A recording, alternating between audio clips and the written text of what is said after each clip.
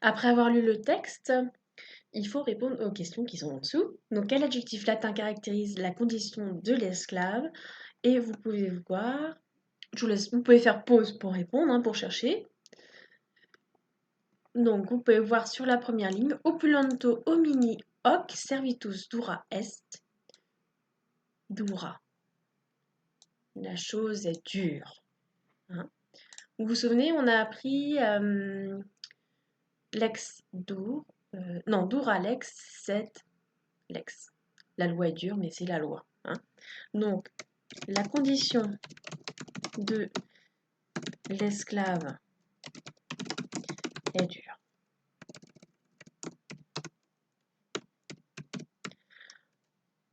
C'est la condition qui est dure, voilà. Alors, dans la ligne suivante, il dit en français, non, c'est en, en latin, hein, quod magis misère, hein, on a l'adjectif misère aussi. Hein, il est misérable.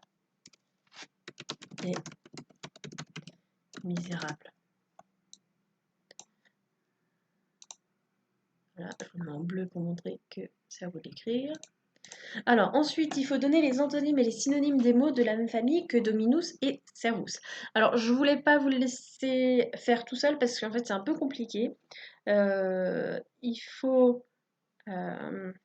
donc, sur chaque ligne, c'est la même famille, donc la même radicale, et sur chaque colonne, des antonymes.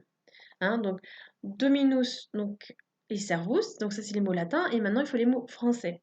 Serviteur, et l'antonyme de serviteur, alors là, je n'ai pas trouvé un mieux.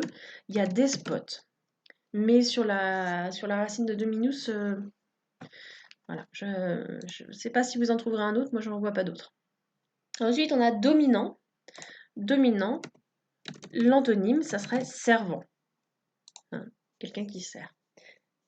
Ensuite, on a domination et l'antonyme de la domination, il y a le servage.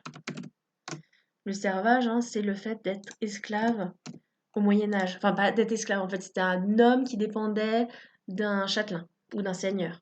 Il était le serf. C'est pas exactement...